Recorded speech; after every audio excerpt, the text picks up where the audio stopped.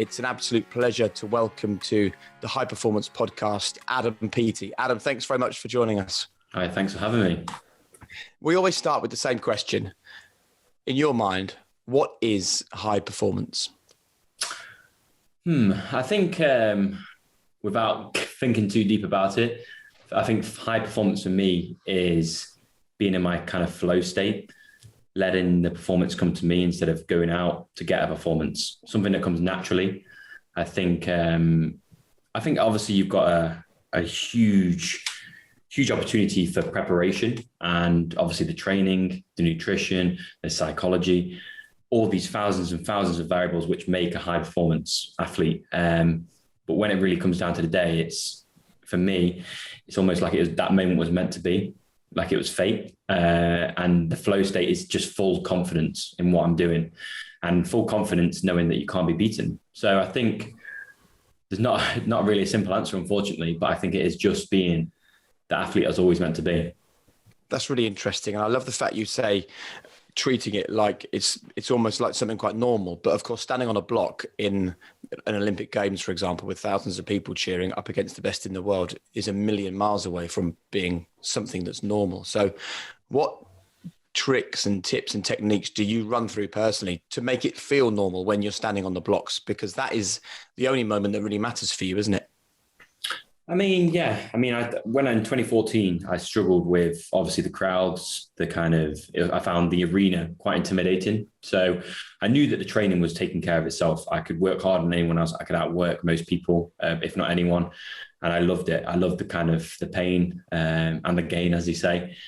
But I knew my arena skills were down. So I was like, okay, how do I improve my arena skills? And one tactic we used, especially into 2016 Olympics, was we basically, before I'm a big stand-up, which is, 100-meter breaststroke in training.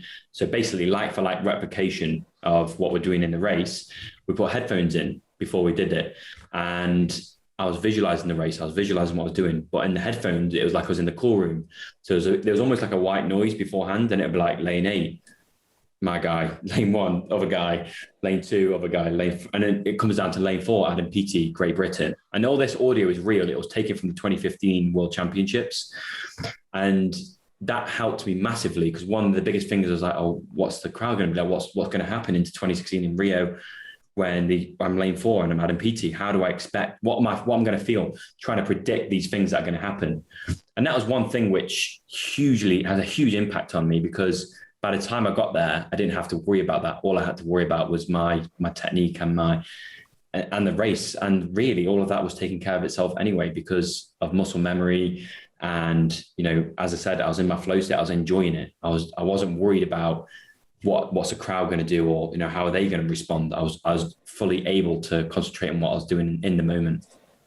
So could you describe then, Adam, for us, some of the techniques that you use to find that flow state? I think a lot of athletes use music. I think for me, music has been a huge influence on my career. I'd be lying if I said it had no impact, because I really think that for me, I'm a soul athlete. I need myself, and I need my own headspace, and I don't know how I get it. I can't manipulate it when I want it, but it just happens to align at the right moment. So I can't just listen to a song and go, right, that's it, I'm in my flow state, I'm going to take on the world.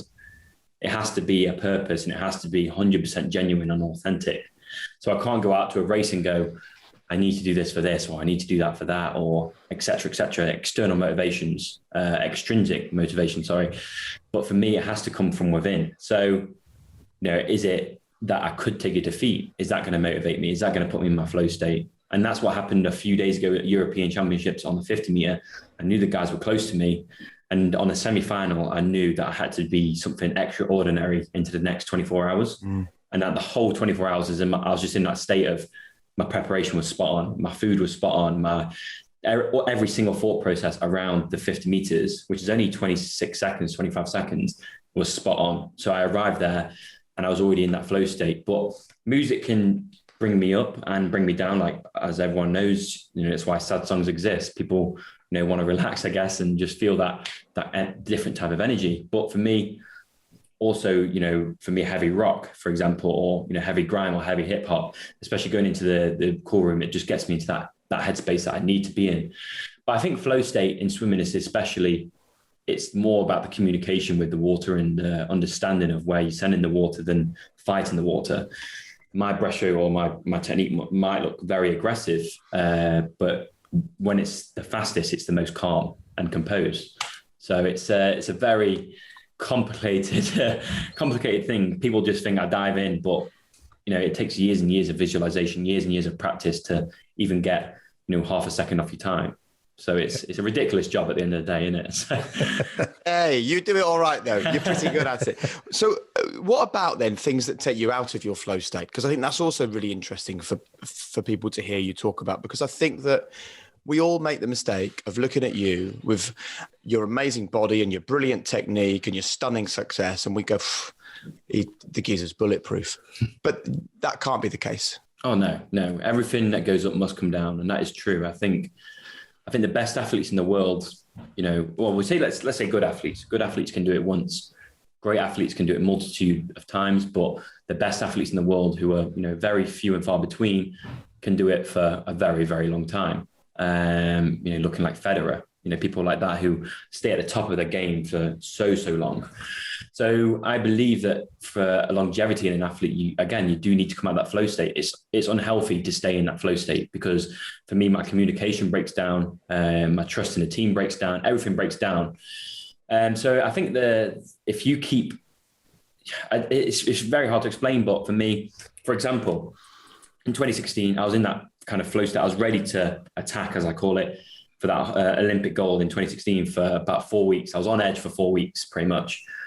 But when I tried to, communicate with my mum and dad, after that, I almost felt like they were almost aliens, because that was a different person. Yep. So coming out of that flow state it's hard, because you come home and everything's expected to be normal, when we know, obviously, you've been to the Olympics, which isn't normal for a human brain to understand, I don't think. But you come home and everyone expects you to live this life that, you've been living. But that whole goal of why you've been living that life is gone. So, what keeps my nutrition intact? What keeps all this other stuff intact? Why am I not going down a pub, et cetera, my social life? Everything revolves around the Olympic gold and the process to that and, winning. So I think if you take yourself out of that, it's very hard. It's very hard to be normal out of that flow state. As soon as you come out of that, it takes a few days to adjust back into that. But I think, coming back to the original question, if you can almost manipulate a way back into that, whether that's friends, family, music, gaming, anything that relaxes you, I think you can almost manipulate yourself back into that. But it does take time. Of course it does. So can I ask you then, Adam, about that post-Olympic lull that I've heard a lot of athletes describe? There's almost that sense of purpose gets taken away from them, and people can feel almost like flat, or that life isn't as colourful as it was when you're preparing to go to a games. How did you deal with that post 2016? It's a hard one. I think I naturally had a come down, because it's obviously the greatest event on earth, the greatest race on earth for myself. And it felt like everything was achieved. But I used that time to kind of keep my mind busy with other things, like moving out of my home that I lived in all my life. And obviously commercially, I had other things going on. So I tried to redirect the focus as much as I can. But I wasn't as wise as I am now with my feelings. If I felt down back then, I'd be like, oh, just having a bad day. But now if I'm like having a bad day consecutively, I'm like, okay, this is what's up, or this is out of placement, or that I can understand myself a little bit better. But I think, honestly, like I try not to overthink it. I think anyone's going to have a come down off that. In terms of in terms of your body as well, like the glycogen levels or the performance related stuff to that. If massage, and the simplest way I can do it is is that you have a whole team around you for years and years and years to get this one performance, and then you go home and that team is still there, but it's not there at the same time. You can still call upon them, but everyone's gone. Everyone's gone home. It's all over. The cycle starts again. And that's a natural process of the Olympics. Every 4 years, there's a massive cull in the team and a massive cull in, the next, there's a massive new recruitment into the next athletes or the next superstars. So I think it's a really hard one to answer because it's 5 years ago now. I can't really recall what that was like, but my nearest experience to it would be 2019. After that, there's almost a huge amount of relief that everything has paid off, because at the end of the day, sometimes sport is a gamble. You might be the best athlete in the world and it might just pay off on that one day, because unfortunately the Olympics isn't who is best 365 for 4 years. It's who's best on the day, on that morning. And hopefully you've trained hard enough and you've pushed yourself hard enough that even on your worst day, you can still win. And it's having that passive aggressiveness with yourself to, get that performance out of yourself. And on the flip side, we're talking to you now, late May, you're gearing up to go into an Olympic Games. Do you know how many days it is until you're in the pool? Are you counting them down? Are you kind of preparing yourself psychologically already? Or is that something that happens maybe when you get on the plane to Tokyo? How does it work? That's something that happens, about 2 weeks out. You count down the days. I hate counting down days because it's like, it almost creates anxiety. Because if you're counting yourself to something, it's like, oh, I'm 1 day closer, I need to do this right. Or as the time gets narrower and narrower, you're like, oh, I can't make any mistakes. It's too close. Can't you count it down though in a positive? Of course, yeah. And that's what I'm about to say, is that I've started to live my life in the present now. So instead of counting down the days, I just, as cliche as it sounds, I make the days count. So I don't go out there and go, oh, I've got 79 days or 64 days left to perform. I've got one opportunity today to get the best out of today. And that's the balance. And I think it comes from a Buddhist way of thinking, that you don't get lost in the past. There's no point trying to think of the past. There's no point trying to think of the future. Yes, you can prepare as well as you can and do exactly what you do every single day, but there's no more important moment and time as of right now. And how you spend that and how you spend your energy credits will determine how you feel tomorrow anyway. So, there is a different way of thinking around that. And I think living in the present is a way more positive way to live. I think because you don't have an anxiety of what could potentially happen or potentially not happen. Yeah. See, that's quite a profound realization that it seems you've come to, Adam. And what advice then would you give to people listening to this that maybe do have anxiety or having to deal with worries in their own lives then, about how you came to that realization, and any tips you'd share with them? Well, I learned through an ex-SAS soldier, and he said that his through his whole career in the SAS, what helped him was that if they had a problem and they knew it was a problem, but if they couldn't do anything about it, stop worrying about it. And if there's nothing you can do about it, then why are we worrying anyway? So accept it and push on. I know it's very hard to. It sounds a lot more simple than it is, because sometimes I've got a problem in my head and I can't get around it. But trying to put your brain into that mindset of that, if you can't help it, then why do we worry about this kind of thing? And I think it's being completely honest with yourself and trying not to hide those feelings that may create anxiety. So for me, if, for example, if someone swims extremely fast before the Olympics, that would create anxiety for everyone, because it'd be like, oh, what are they going to do Olympics? What's going to happen there? But for me, it would be like, oh, doesn't mean anything. Doesn't mean anything. It's what happens on the day. And I know on the day, I'm the best performer in the world.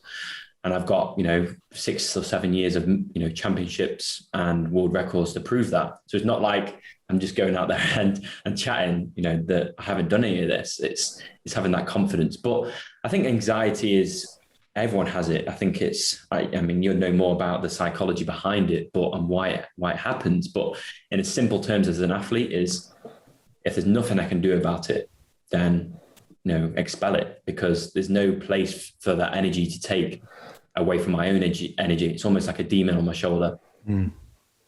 I think what's really interesting there, Adam, is that there's kind of two things that leap out at me. We had a conversation with Johnny Wilkinson on the High Performance podcast, and he is absolutely aligned with your way of thinking, to be totally in the flow, to be in the present, not in the past or the future.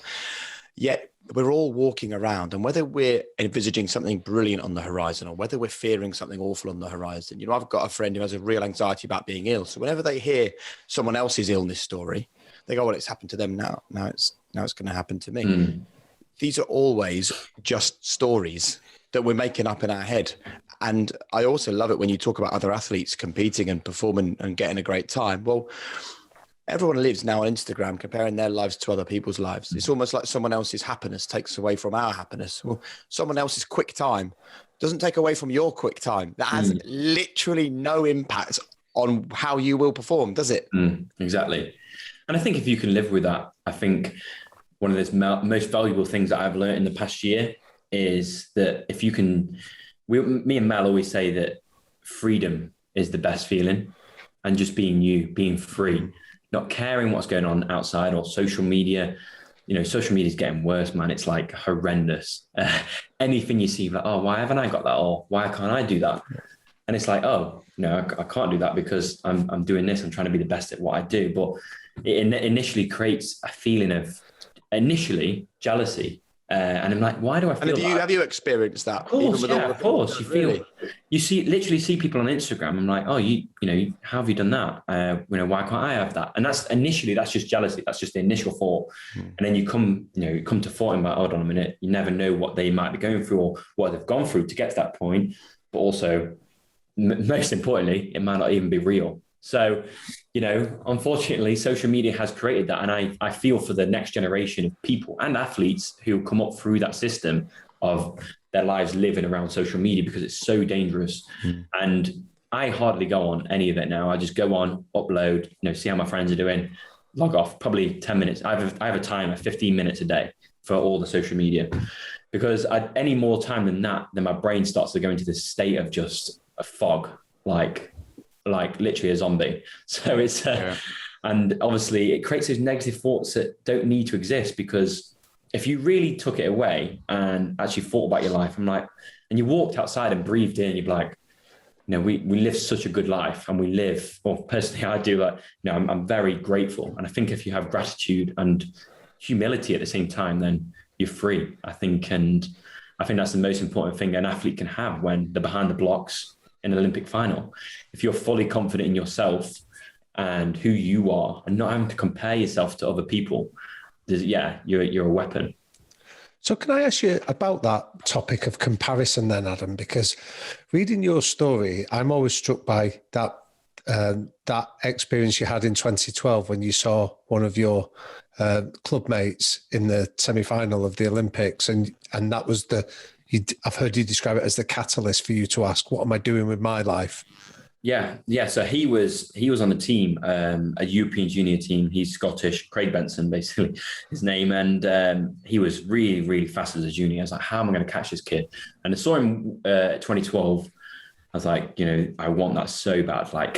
Literally, something was just burning inside of me. And I couldn't put it to rest. It's like this extremely positive / negative, high energy source of just hunger.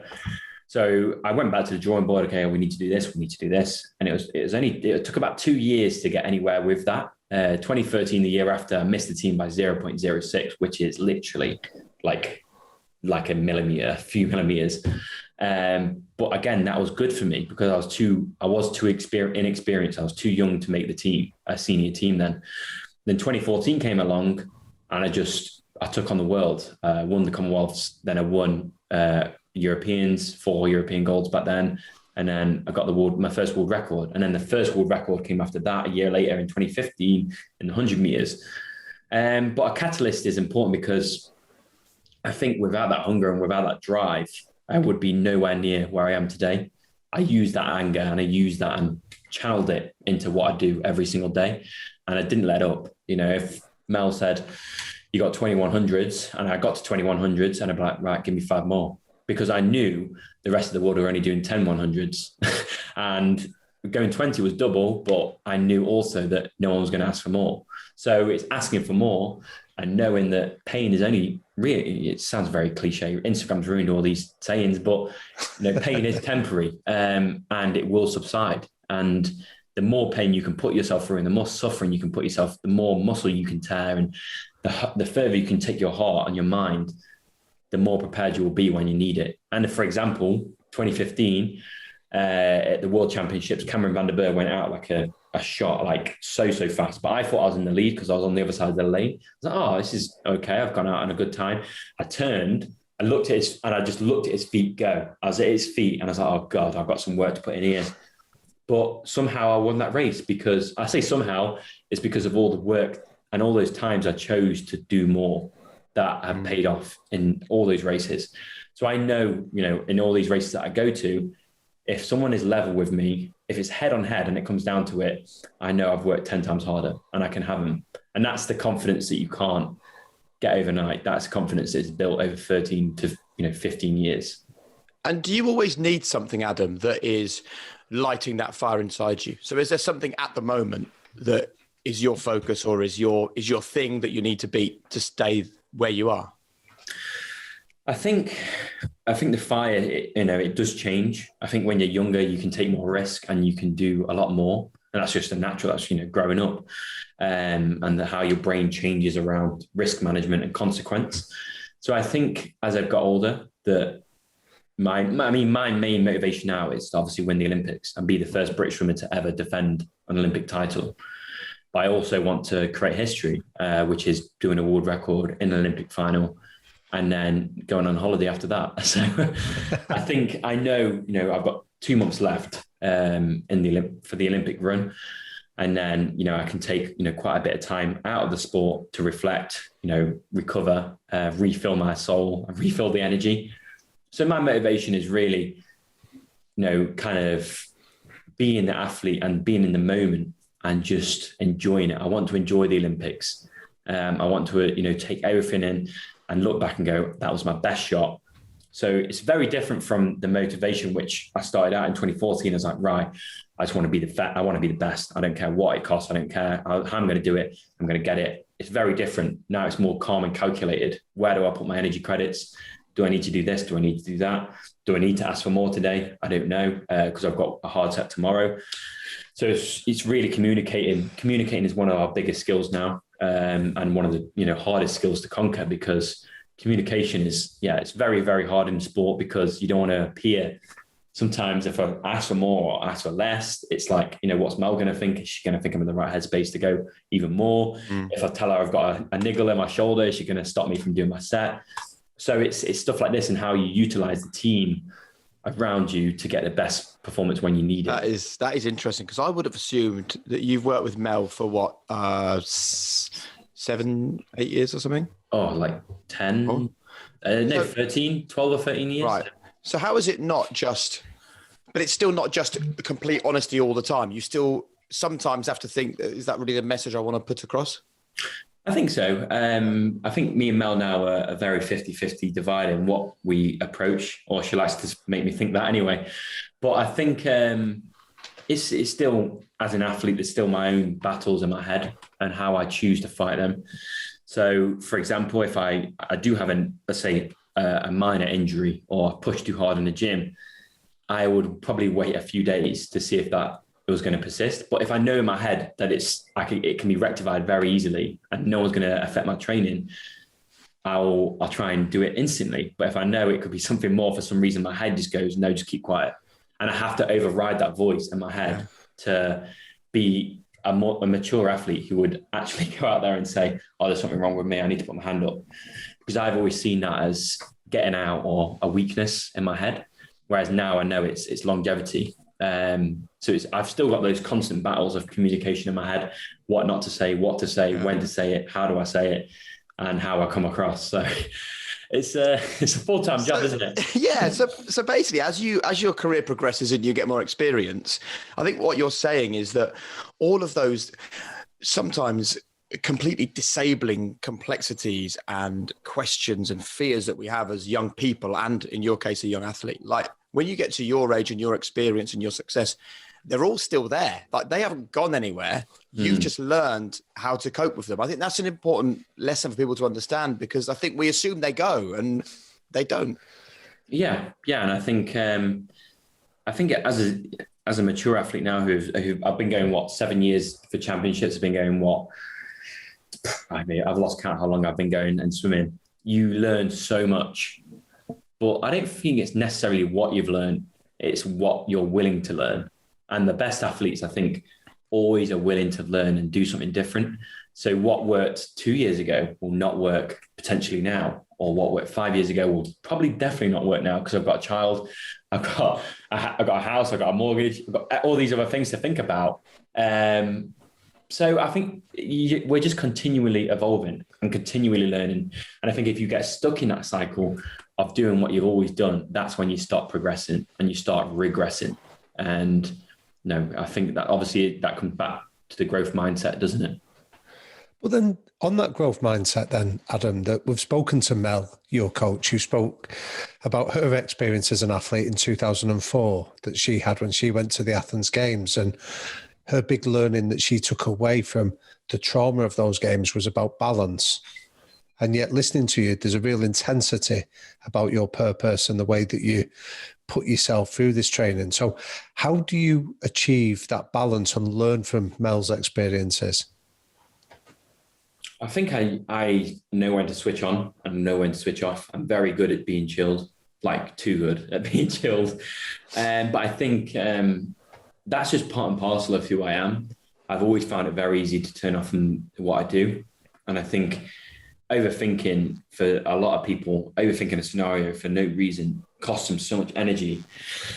So I think where I've been good is I've always been able to exit the pool, turn on some music, and not even think about swimming, and not even think about racing. And it's just the exact same at the Olympics. I'll debrief at the pool after in my heats, debrief after the semis, and enjoy the final. But other than that, it's all about obviously the preparation, the process to how I get that performance. But I can turn on I can turn on the Mac or I can turn on the iPad and watch in betweeners or something like that, in between a semi-final and the final, and just completely take myself away from that. And as you said, I completely agree. I think it is all about balance, isn't it? I think if you're going to achieve something that no one can even get near, or something that, is the best in the world in that moment, there's got to be something that is going to give you that complete chilled approach and composure. And that's what me and Mal always say. We know when the stroke is, tired. We know when it's, not where it's meant to be. But the hardest thing is knowing when it's not tense and tense. And it's like, for me, if I'm not chilled, and she knows that if I'm not chilled, my stroke becomes tense, and that costs you 2 times as much energy to get down to the first 50 and it does, normally. When I'm at my best, again, it comes back to the flow state and having that balance. And how has becoming a parent changed your mindset? Probably understanding how important the people are around me. I don't think it's changed me. It hasn't really changed much in terms of my performance mindset, but it's changed me as a person, which does directly affect who I am as a performer. So I think it's hard to really understand. It's really hard to say because I rely so much on Avery, my partner, and my family and my friends to take that role.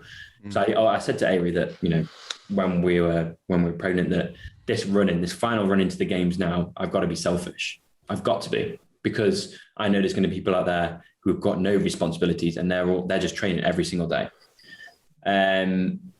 But for me, that is also a bonus, because when I'm on the block, I'm gonna be like, you have no idea what it's took to get here. And you have no idea how much sacrifice I've made away from my family and away from all this. So there's so much more powerful thoughts that come into those final moments. And for Europeans, it's exactly the same, that even though I wasn't in my final form, and Europeans had a bit of that, just, what, I'm gonna hunt you down. That's it. Because I have sacrificed so much, and my family has sacrificed so much. So, Avery, for example, she's looks after George all the time, 24 around the clock. She's a great mum, and I said to her, as I said, just that, this final run into the games, it's just got to be about me. It's got to be my flow, and try and get that balance as well as I can between my family life and my performance life. But performance has to come first right now. And that's a very hard decision to make, because, kids are, they're yours, aren't they? It's crazy what you feel for them.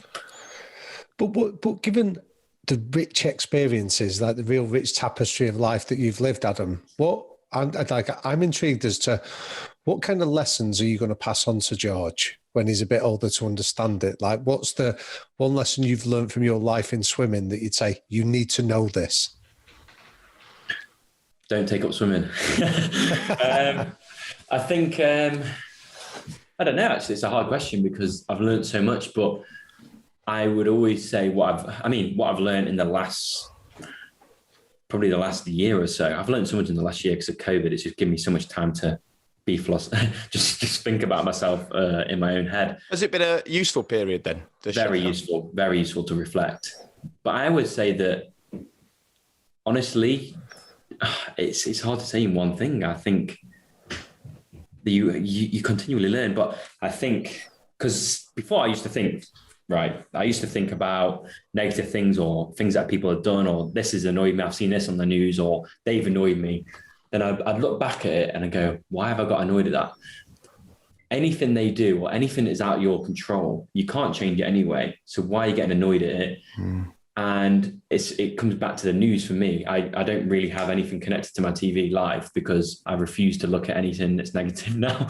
Now I turn on the news, it's like, X amount of people over there have died, or that's died, or this person or that person. I'm like, it's continually ever evolving for me, just negative news.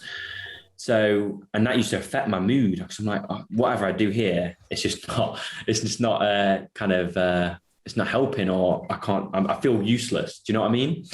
So without going down the rabbit hole, I think it's very, I don't know. I think people get wound up in their own thoughts about other people a lot when they know they can't do anything about it. And we get angry at stuff we can't change, and we get, frustrated at things which we can't solve. So I think one piece of advice for him would be just stay in your own lane, man. Don't get caught up in the rat race. I think chill. It's the perfect answer, actually. Even if you feel you went down a rabbit hole with it, it makes perfect sense to us, because we talk a lot on this podcast about 100% responsibility, and that is taking responsibility. So in your state, taking responsibility for you as an athlete, but also taking responsibility for your partner and your child, and being a great athlete for Mel, but also taking responsibility for how she deals with you, because you're responsible for making sure she communicates in the right way. When we become obsessed with other people and what's happening in their world, and we start blaming them for how we're going to react, it's almost like we're giving up that responsibility. We're not brave enough to take it on. So let's talk about 100% responsibility. Is it something that you understand? Does that make sense to you? Yeah, definitely. I think being an athlete, you understand that more than most people, because if I look at a performance, good or bad, that it starts with me. The fingers point inwards, because I am the product. I deliver the goods. Yes, the team have an input, but say if I had a bad swim, I wouldn't go, you didn't do my nutrition right, I've lost so much weight, or you didn't give me the right sets, you didn't do that, because that's my responsibility in the preparation to the games, or in the preparation of that, to make sure that is good, and have the communication saying, we're working as hard as we can to get the performance.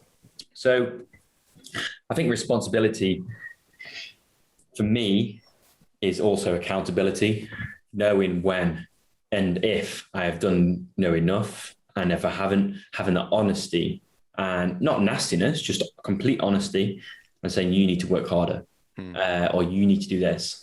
But I think responsibility, going back to the original question, I think I like to be in control of what I can be in control of. Yes, definitely. Of course, I think a lot of people do. It's just a natural thought, but I also know when to let go now, because again, I turn on social media, I turn on the news, I turn on anything, and there's so much hate and negative stuff in the world. And I read a quote actually, and it was, basically, it's quite a long quote, but if you try and change the world, it seems impossible. If you try and change a country, again, just as much impossible. But if you try and change your corner of your world, so your family, your friends, that is possible. And how you act every single day. And that might be a catalyst for them to go out there and go, I want to change my corner of the world. And eventually you might understand that you could have changed the world in the first place. So I think responsibility, is very important, because especially now that I'm a dad, how I'm perceived or, how he looks at me and what I do and what I say and how I act is going to directly influence, what he does. Because if you look at kids, unfortunately and fortunately, they follow their parents. So can I ask you then around something that I think you've got a really rich learnings to offer some of our listeners, Adam, that there's people listening to this that will often write to Jake and myself and say they've got ambitions to maybe set up a business or to give up a job and pursue an ambition or a dream that they have, but they maybe don't have the circumstances or the opportunity to do that, and they feel a little bit fearful of it. And I think the territory you're in at the moment of setting world records and being so exceptional, of going after something where you don't have a frame of reference or necessarily the evidence to do it, is a really fascinating mindset. So would you tell us about how you give yourself the confidence to go and pursue something without necessarily having the evidence to know whether you can achieve it? Because I'd rather live my life with the attempt of trying to do something than never do anything at all. So I always think of my life of sitting on a porch when I'm 70 years old with a beer in my hand on my rocker chair and going, I've had a great life. I've took all the risk I needed to take, calculated risks, but I was always willing to try. I'd rather sit on that chair, no matter how much money you've got in the bank or how much influence or power, like all those other things that you've got. I would rather sit on that chair knowing that I've tried to do something than nothing at all. I think if you sit on that chair and trying to visualize yourself in the future, and you knew that you could have done more, I think that you'll take that to the grave and go, oh, what if? And it'll start to eat away inside of you. So if you can conquer that demon earlier on, especially younger entrepreneurs, I think, obviously, there's a lot of risk calculated things and, you might not have the resources, as you say, with money, but I do believe there's always a way. And that's trying not to come from a privileged view of, being a white male with a little bit of money as an athlete now. It's trying to understand that people want to put a bet on me in 2012 to win the next Olympics. No way. But I got there through grit, determination, and again, responsibility, accountability, communication, all these other variables, which I've learned along the way to become an Olympic champion 4 years later.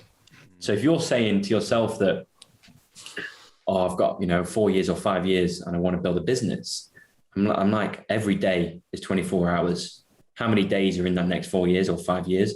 You're going to have a lot of bad moments and a lot of down moments, but you're also going to have your share of little successes and little things to check off. Oh, I made my first £1,000. I made my first £10,000. Made my first 100 grand or first million. So, I've influenced this employee. They're just going to go for it today, or et cetera, et cetera. So I think if you can start to think like that, instead of thinking of the overwhelming byproduct or the overwhelming goal of having, this big business, or it has to be this, and you start to break it down backwards, I think it becomes a lot more achievable. So again, 2016, Olympic gold, world record in the heats, world record in the final. If I looked at that in 2012 and go, oh, there's no way I can do that. That's impossible. But I looked at it in small goals and checked every single goal off all the way up to that goal. So I'd say for these people who are, willing to or want to do it, if that thought's there and that drive is there, of course you're going to have drive. You can't just stop halfway. But if that thought is there, then what have you got to lose? I don't think you've got anything to lose. You've only got your own pride and your own future self being angry at yourself for not trying, at least. But failure is almost a certainty along the way. How's your relationship with failure? Good. Yeah, I have a good relationship with failure. I think it's healthy. I think it's very healthy to fail. I don't think anyone who is successful hasn't failed, because you understand, and it resets the boundaries of risk as well. It's healthy to have failure, because it goes, if you continually push and push and push and push and push, there's going to be a part where you make a big mistake. But failure along the way goes, oh, I've learned from that. Actually, I don't need to push on from that. So I think 2018 in Commonwealths, I lost my 50 meter race. I didn't do too good on the 100 meter. I know why. There was this and this. There's so many other variables, but that failure was probably one of the biggest biggest and best things that could have helped me, break the world record again. And I've done it again. It created a catalyst for hunger because I hated being beaten. So failure is good. It keeps you humble. It keeps you grounded, and it almost, everyone needs it. Everyone definitely needs it. So what's been the best failure on a personal level that you've experienced then, Adam? Best failure? God, probably my junior years, probably. I think in one of my junior years, I basically got to European Junior Championships held every single year, the best of Europe. And me, as a British guy, I was up against these massive, massive Eastern European guys. And I was like, this is going to be quite difficult. But I went in there with, the British line on my chest. I was just like, right, I'm just going to show the world what I've got. And I came away with nothing. I came away with like a 7th or 8th place. And in one of the races, I was like, I want to smash this because I've had such a bad week. And I'm really good at the 50. I'm really good at sprinting. So I'll take that confidence in, try and get into the semi. And there's only 2 Brits that can qualify per heat and for the semi-final. And when I got down onto the blocks, you tense your glutes and you rock back. And my suit ripped down the middle. So pretty much down my bum. And I was like, right, this is exactly what I don't need right now. But yeah, and, the story goes on, and the team manager came down, waving some kind of budgie smugglers, threw them down. I got changed in my towel. Then I raced. I did a PB because I wasn't even thinking about that. I had so much adrenaline from this event. And I just, went out there and raced. But after that race, I cried because I was like, that was my one opportunity to show the world what I've got. And then ever since then, I've always thought of that moment and go, I'm never, ever letting that happen to me again. So in terms of performance, but also redundancy, making sure you have backups, making sure everything's, you've got all your kit that you need and you've got spares, because suits still rip today. And, you still have to have spares and whatever. And for example, in Rio, we were stationed in Belo Horizonte. So it was about 7 hours drive, but an hour flight from Rio where we were competing. And we had to put all our bags in the reception area. And I took mine down like a keen bean, took it down first, left it there. I was like, I'll wake up to it in the village tomorrow. Got to the village, everyone had their bags. And I was like, I thought someone was taking a prank, or, it was coming up later. I had all my equipment in for the Olympics, all my nutrition, all my suits, everything. All my party clothes were after. And I got in there and they were missing. And I called the team manager, goes, she'll check downstairs, whatever. And then she was like, they've been stolen in Belo. So I was like, okay, right, let's go, let's crack on. Because I always thought that was I did think at the time that was my last hurdle. And if I reacted to that instead of respond to that scenario, which was, a horrendous scenario because I had no gear, that I didn't deserve to be an Olympic champion. So I responded very, very positively because there's nothing I could do about it. And that was a failure because I should have just checked and took them down a little bit later so they couldn't have gone missing. So, I mean, you learn, you live and learn. And fortunately for swimming, all you need is a pair of trunks and a hat and a goggle and you're away, aren't you? But it's just that kind of failure, it does hit you hard, but it's how you respond and try not to react. That story, though, also leads into something else that's very important for people listening to this podcast, which is resilience, not getting knocked off your course by something that in that instance was out of your control. Who helped you and where did your resilience come from? I think my resilience was taught to me from, my parents and, obviously the trials and tribulations of a young teenager. And, I come from a working class family, so very normal, just very, didn't have much money, didn't really, have much when we were younger, even though we had, quite a bit. We had more than the average family, I guess, in terms of, family feel. But I think, coming up through that and being the youngest child, you've got to be resilient, especially when you've got 2 older brothers and a sister. I think that naturally creates competitiveness because you're trying to prove yourself to, your older siblings. But the resilience is that if I saw my dad work as hard as he did, and he worked hard, still works hard, and that is in my blood, I don't know, man, there's something about just having that fight in you to do one more, always asking yourself, can I go one more, doing one more, and having that pride. For me, I take immense pride that, I am who I am and I'm British. And And that's why I'd always grow 4 foot at the Olympic Games, because I know I've got those rings and I know I've got that GB flag on me. And I think that resilience has just been tried and tried and tried over the years for me. And every single time I've always chosen to get up.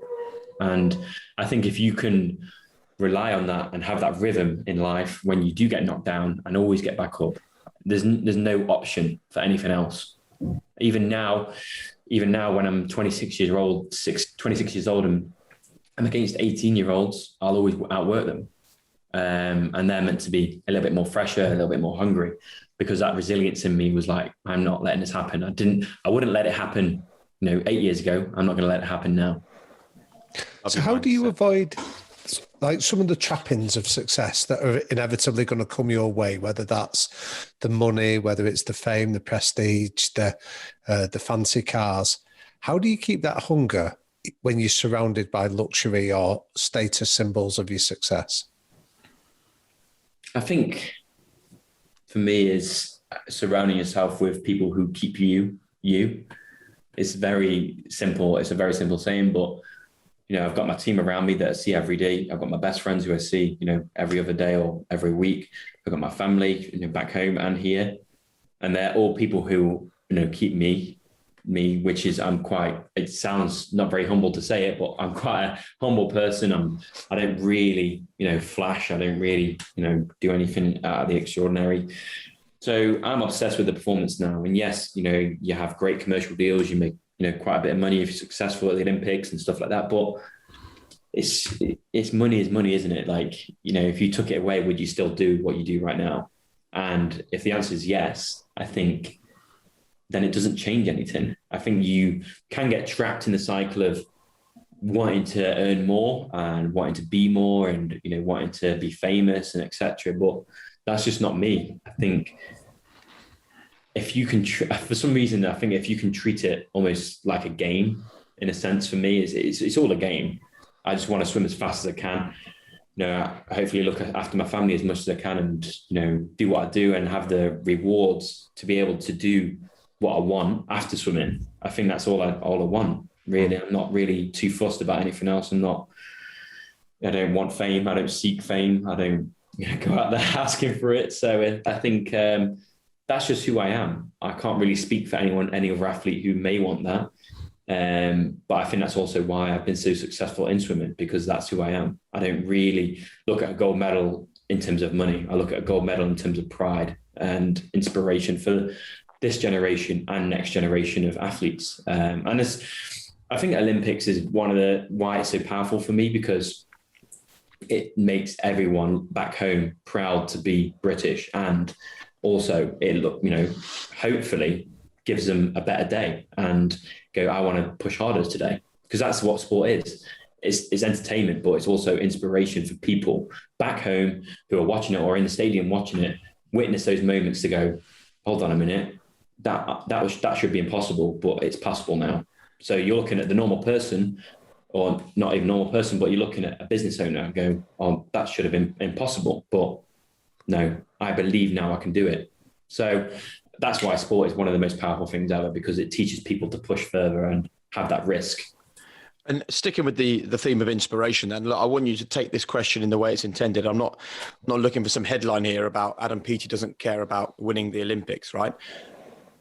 But has it almost become about more than just medals then for you? Because I know, your girlfriend is from Nigerian descent, and you've spoken, I've seen many times about the importance of equality in sport. I know that after the Olympics, you want to make your way around the country, inspiring the next generation of young athletes. Is it, of course, the inspiration comes from winning the medals, but is it actually about more than that? I think the medal itself, in terms of the material, doesn't mean much to me at all. I think it means, yes, the Olympic one's different because they're so rare, but only because I know how much of an impact that can have on other people. But the materials never really interested me at all. Like the medal itself, that I think George is playing with him in putting him in his mouth and stuff like that. Because it never does. But I think it's more about the race for me, the scrap, the kind of the moment, or it's just the actual event that takes place, the part of history that no one can take away. Yeah. No one can take that away. So that's what it's about for me, and pushing the boundaries of the human body, I think, and pushing what people thought was impossible. And I think if I can do that and continue to do that, then my job is done. And, I'm not too fussed. But I think on a more powerful level, it's that kid who stays up to watch me. That's why I do it. Yeah. So for example, Tokyo, the Olympics will be in the morning finals. So I think here it might be like midnight or early morning or late night, whatever it's going to be. But there's going to be kids who stay up purposely to watch me swim. And that is the most powerful thing. You can't get anything more powerful than, a 7-year-old or a 10-year-old or a 14-year-old who just wants to be the next great superstar. Because that's exactly me, who I was in 2012. And that's, if it just clicks in my head that that's what it's for, not for a shiny gold medal, which at the end of the day is just a lob of metal, And the importance of equality? Oh, hugely important. I think sport, I'm not sport, sorry, in swimming, it's predominantly white. It's a white sport. So if we can access those communities and, for example, George or Avery, getting young kids involved from a young age, I think it's not necessarily about being the best swimmer or involving people in sport, but it's also about being safe in the water and how many people can, swim in the country. So I think equality, sex, race, sexuality is always important for me because you know what? It's just about being a decent person and, understanding that, which I think a lot of people struggle with. And it comes down to the question, like, why do you even care, man? Why do you even care? And I have a friend and he's flying a flag for gay pride in swimming and he gets a lot of hate. I'm like, why? People on Twitter, because it's like tweeting him like, oh, why are you doing that? Or, sending him nasty messages. I'm like, your life must be really pathetic if you take your time and effort and energy to message someone that you don't even know and probably will never see in your life. And that's what I'm talking about, where I'm like, how people can even do that when it's really just about being a decent person and understanding that everyone has a battle, not only with themselves, but other things as well. So I think understanding that and, trying to understand it as best as you can as well. Well, I love the purity of that as an answer, Adam. And I want to sort of bring us onto the topic of something a little bit dirty around that, around doping in your sport, because I love the idea that you're looking to inspire these young kids, the next generation. So how do you mentally cope with the fact that there are some athletes that maybe are looking for the rewards in a less than ethical way? I ask myself quite a lot, when I see people cheat, whether it's mechanical or, physical doping or technical doping. There's obviously so many types of doping. Yeah. So I think, but it all, falls under cheat. So I always ask myself, like, why would someone cheat? But then again, I'm coming from a very privileged background that I've been given a gift, I've been given a talent, I've been given a family and a roof over my head, and there's always food on the table. So if you can take yourself away from that and go, okay, I'm a different person. I haven't got much money. I haven't got a roof over my head. And I'm from a country which, have a systematic doping regime, or someone comes along and gives you money to perform, but you have to take this, for example.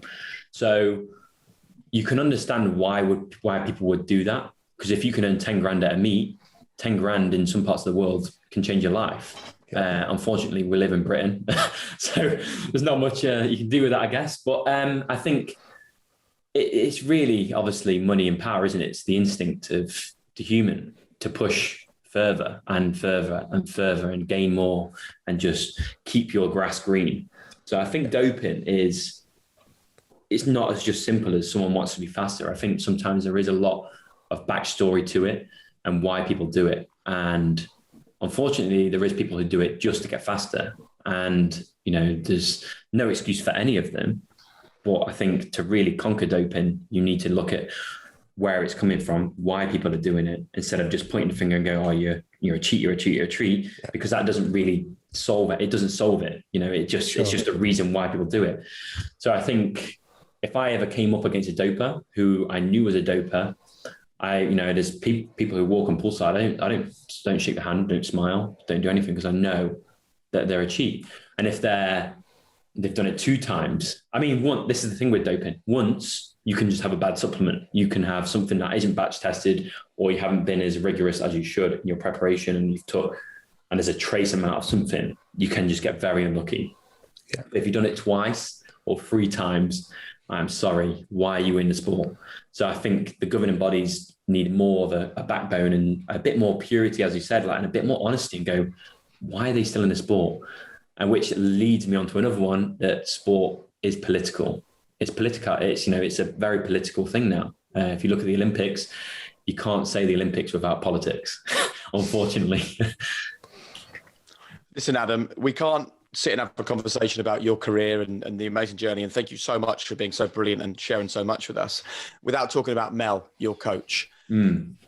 We've spoken with her on the podcast about what she brings to the table in her mind. I would love people to hear you talk about what you believe a good coach gives to somebody, because there are millions of coaches, not swimming coaches or even sports coaches, that listen to this. And I know they'd love to hear from you about what you believe makes a coach that gets the best out of the person who they're working with. I think a great coach it's a relationship that you have with your athlete or your client or your customer. I think a great coach is charismatic. I think charisma is so important. Adaptability, like are they adaptable? How are they under pressure? Again, like there's hundreds and hundreds of things, but I think one of the most important ones is honesty and communication with that honesty, and just be willing to try something different. I think a coach who has been doing the same style for 10 years or 20 years, because it's old school and it works, won't necessarily get my, respect, because that just works. A great coach for me is someone who continually learns, continually tries new things, and can have fun with it. We always talk about performance so seriously, because we talk about medals, we talk about money, we talk about Olympics and how much that can have on the thingy, and what does that equal for the millions of people and the funding back home. There's so many things which are tied to it. Yet we need to keep the fun in there. And that's what Mel does brilliantly. Because if we lose the fun and we lose the feel to the youth of the sport, and we lose the real reason to why we do it, there's nothing to it. We've lost the sport. And that's why you see some of the greatest athletes in the world probably fall off, because they've lost why that kid picked up the racket. They've lost why that kid picked up the goggles. So never, ever lose that person inside of you, and never, ever lose that person and go, right, I just want to be better than yesterday. That is it. Simple. Keep it simple. And the greatest coaches always understand that he'll keep it simple. And that's what Mel does brilliantly. Very good. Right, we've reached the end of our interview, where we run our quickfire questions. And the first one is 3 non-negotiables that the people around you have to buy into. Non-negotiables. Well, you're on the right track as your coach, because one of Mel's was fun. And it's okay, yeah. Okay. Then no one ever mentioned fun as a non-negotiable on this podcast before. Yeah. Okay. I guess, yeah. Fun, trust, honesty. What advice would you give to a teenage Adam just starting out? Get a better haircut. What is your greatest strength, and what is your greatest weakness? My greatest strength is anger. My greatest weakness is anger.